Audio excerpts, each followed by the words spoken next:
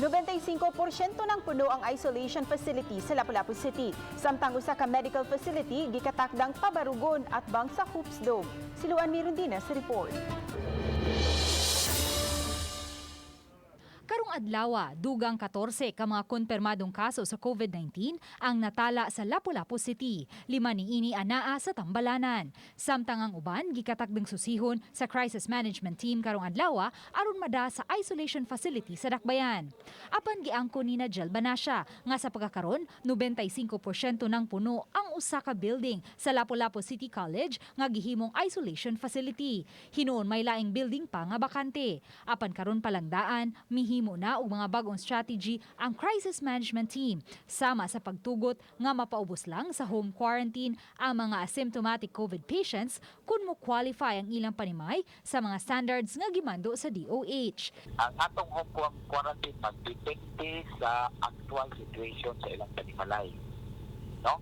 Like kagahapon, doon ay usa ka family na kuwagit sila na nagpositive, no? Ang tanan. So, atong gibuhat, ang ilang entero balay, sila na lang dito, wala na lang natadalha sa atong isolation facility. No, diha na lang sila sa quarantine sa ilang balay. Sa pikas bahin, gikonpermar usab sa crisis manager og ni Mayor Jonard Ahong Chan ang katukuran sa usa ka medical facility at bang sa Hoops Dome. Ang naasoyng proyekto may gahin gikan sa IATF. Matod sa crisis manager, pending lang una ang plano nga i-convert kining Hoops Dome ngadto sa usa ka medical facility. Apan ang plano sa IATF nga magtukod og prefabricated nga medical facility sa atbang nga luna sa Hoops Dome ang matigayon sa labing daling panahon.